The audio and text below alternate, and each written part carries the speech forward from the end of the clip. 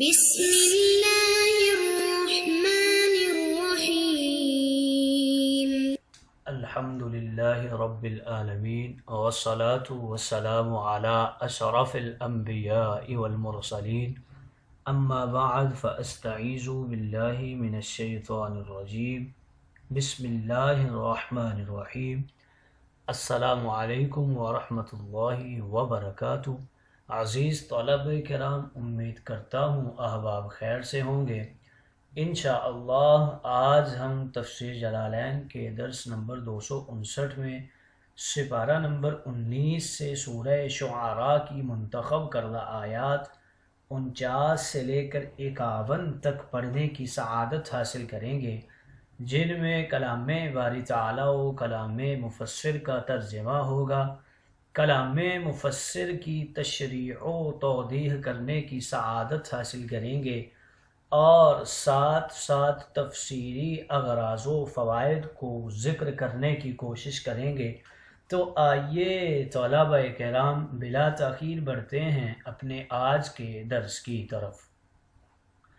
بسم اللہ الرحمن الرحیم۔ رب تعالی نے ارشاد فرمایا، قال آمنتم لہو قبل ان آذن لکم انه لکبیرکم الذی علمکم السحر فلسوف تعلمون لأقطعن ایدیکم وارجلکم من خلاف وَلَأُصَلِّبَنَّكُمْ أَجْمَعِينَ۔ فرعون نے کہا، کیا تم میری اجازت کے بغیر اس پر یعنی موسیٰ پر ایمان لے آئے ہو؟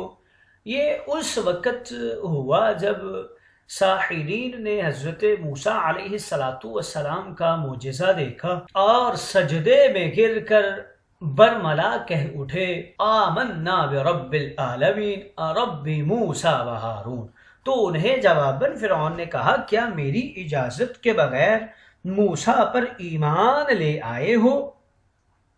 بتا رہے ہیں کہ آمنتم میں دونوں حمزوں کی تحقیق کے ساتھ ایک صورت میں پڑھا گیا ہے اور دوسری صورت میں دوسرے حمزہ کو الف سے تبدیل کر کے پڑھا گیا ہے۔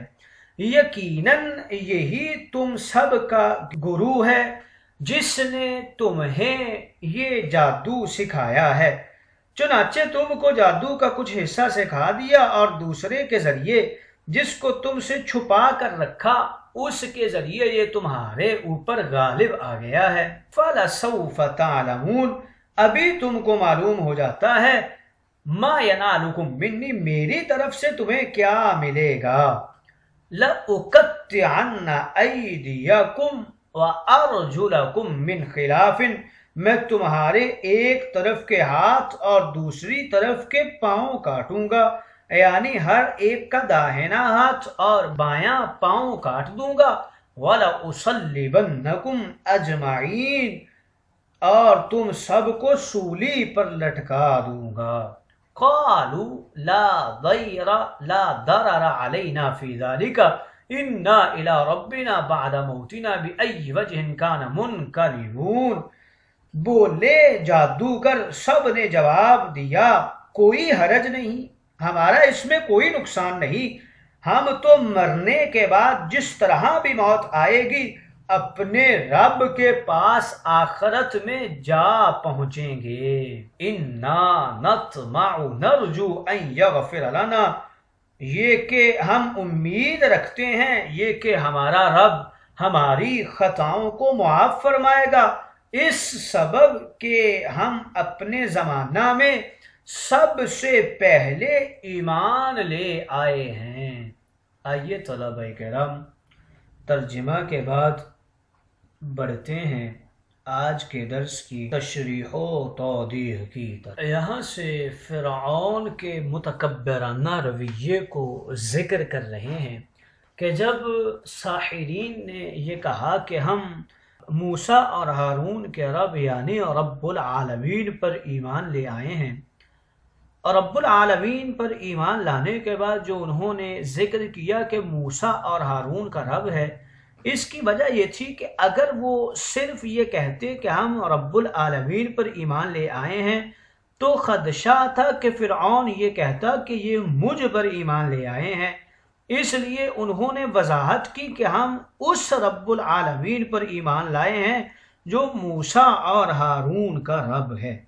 مقام غور یہ ہے کہ صبح کو وہ کافر جادوگر تھے اور شام کو وہ مومن اور شہید تھے، اس لیے انسان کو چاہیے کہ وہ اپنے کسی بھی عمل سے دھوکہ نہ کھائے۔ ہو سکتا ہے کہ اس وقت جو نیک عمل کر رہا ہے بعد میں اس کو وہ میسر نہ ہو، اور اصل بات یہ ہے کہ انسان کے لیے یہی بہتر ہے کہ اس کا خاتمہ ایمان پر ہو۔ ان آیات مقدسہ میں ایمان ساحرین کے بعد فرعون کی دھمکیوں کا ذکر ہے۔ فرعون ان سے کہنے لگا کہ تم مجھ سے اجازت لینے سے پہلے اس پر ایمان لے آئے ہو، یقیناً وہی تمہارا بڑا اور ماہر جادوگر ہے جس نے تمہیں جادو سکھایا ہے۔ ان قریب تمہیں معلوم ہو جائے گا، میں ضرور تمہارے ہاتھوں اور پیروں کو ہر ایک کی مقابل جانب سے کاٹ ڈالوں گا اور میں تم سب کو سولی پر لٹکا دوں گا۔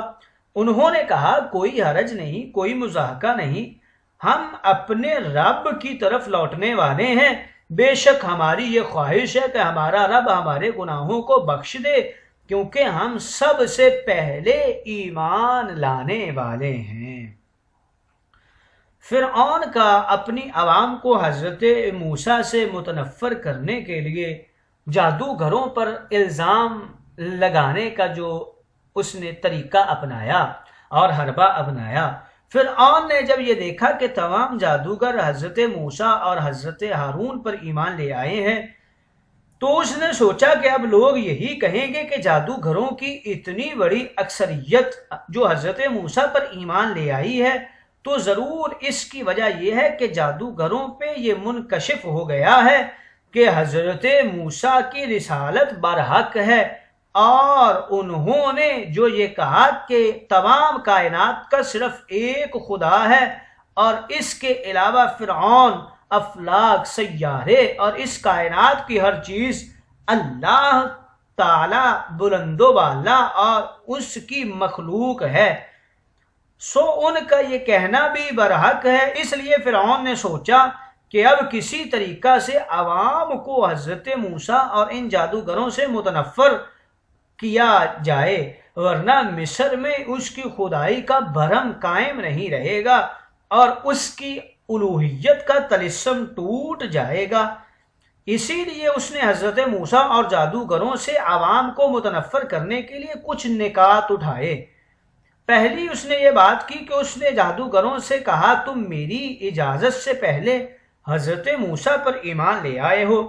اس قول سے اس نے یہ وہم ڈالا کہ اس قدر سرعت کے ساتھ تمہارا حضرت موسیٰ پر ایمان لانا یہ بتاتا ہے کہ تم پہلے سے ان کی طرف مائل تھے، اور اس بات میں جادوگروں پر یہ تہمت لگائی کہ انہوں نے حضرت موسیٰ سے جادو کے مقابلہ میں اپنے مکمل فن اور مہارت کا اظہار نہیں کیا اور آمدن جلدی شکست کھا گئے۔ پھر دوسرا نقطہ یہ اٹھایا، کہنے لگا کہ یقیناً یہی تمہارا بڑا اور ماہر جادوگر ہے جس نے تمہیں جادو سکھایا ہے۔ اس قول میں اس نے جادوگروں پر یہ الزام لگایا کہ در حقیقت تم موسیٰ کے ہی شاگرد ہو اور تمہاری آپس میں سازش اور ملی بھگت ہے، معمولی مقابلہ کر کے تم ہار گئے ہو، اس لیے تمہارا یہ مقابلہ دراصل نورا کشتی تھی، ورنہ ان جادوگروں کے پاس بھی ایسی قوت تھی جیسی موسیٰ کے پاس ہے۔ اسی طرح اس نے عوام کے سامنے حضرت موسیٰ کی کامیابی کے تأثر کو زائل کرنے کی کوشش کی۔ تیسرا نقطہ یہ اٹھایا کہ ان قریب تمہیں معلوم ہو جائے گا۔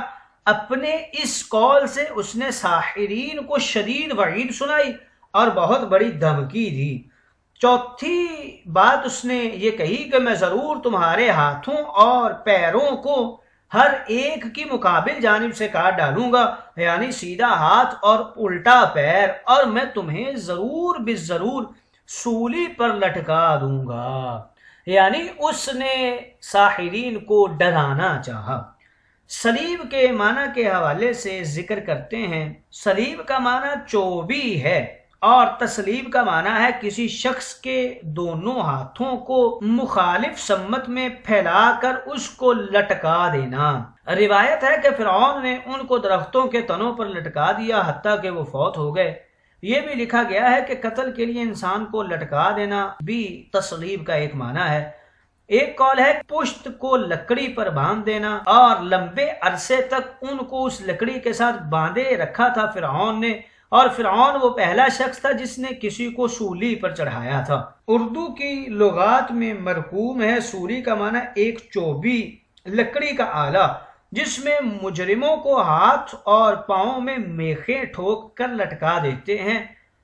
سلیب کی شکل جمع کی لکڑی جس پر عیسائیوں کو لٹکا کر ہلاک کرتے تھے اس طرح کی ہوتی ہے۔ حضرت امام رازی نے لکھا ہے کسی شخص کو ہلاک کرنے کے لیے اس سے قوی اور کوئی ذریعہ نہیں ہے۔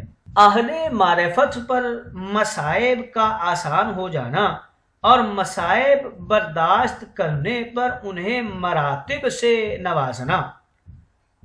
اللہ تعالیٰ نے فرمایا کہ جادوگروں نے کہا کوئی مضاحکہ نہیں، ہم اپنے رب کی طرف لوٹنے والے ہیں۔ جادوگروں نے جو فرعون سے کہا کہ ہم اپنے رب کی طرف لوٹنے والے ہیں، اس کے کچھ محامل ہیں۔ پہلا یہ کہ اللہ تعالیٰ کی محبت میں اتنے مستغرق ہو چکے تھے کہ وہ ہر حادثہ اور ہر مصیبت میں اللہ سے واصل ہونے اور اس کی ذات کا ارادہ کرتے تھے۔ وہ ثواب کی رغبت میں ایمان لائے تھے اور نہ عذاب کے خوف سے۔ ان کا مقصد صرف اللہ تعالیٰ کی رضا کو حاصل کرنا تھا اور اس کی معرفت کے انوار میں ڈوبنا تھا۔ دوسرا محمل اس کا یہ ہے کہ انہوں نے کہا ہماری یہ خواہش ہے کہ ہمارا رب ہمارے گناہوں کو بخش دے۔ اس کا محمل یہ ہے کہ ایمان لانے سے پہلے جو انہوں نے کفر کیا تھا اور جادو کیا تھا ان گناہوں کو اللہ معاف فرما دے۔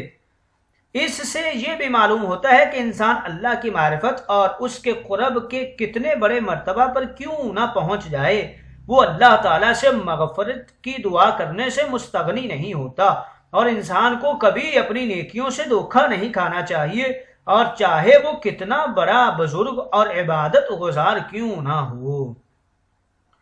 فرعون نے ایمان لانے والے جادوگروں کو سولی پر چڑھا کر شہید کر دیا تھا۔ اس سے معلوم ہوا کہ مسلمانوں کو حق کا اظہار کرنا چاہیے اور ظالموں کے ظلم اور ان کی دھمکیوں کی پرواہ کیے بغیر کلمہ حق سنا دینا چاہیے، جیسا کہ ان ایمان لانے والے جادوگروں نے کیا۔ ابن عطا نے کہا ہے جو شخص حق کا مشاہدہ کر لیتا ہے اس پر حق کی راہ میں ہر مصیبت اور ہر بلا آسان ہو جاتی ہے۔ جادوگروں کا اول المؤمنین ہونا، یعنی انہوں نے کہا کہ ہم اپنے زمانہ میں سب سے پہلے ایمان لانے والے ہیں۔ ان کے اول المومنین ہونے کی توجہ یہ ہے کہ اس میدان میں جو لوگ حاضر ہوئے تھے ان میں وہ سب سے پہلے ایمان لانے والے تھے، یا اس سے مراد یہ ہے کہ وہ جادوگروں میں سب سے پہلے ایمان لانے والے تھے، یا فرعون کی رعایا میں سب سے پہلے ایمان لانے والے تھے، یا پھر جیسا کہ تفسیر جلالین کے مصنف نے لکھا ہے کہ اس زمانے کے لوگوں میں سب سے پہلے ایمان لانے والے تھے، اور فی الواقع حضرت موسیٰ کی امت میں سب سے پہلے ایمان لانے والے وہی جادوگر تھے۔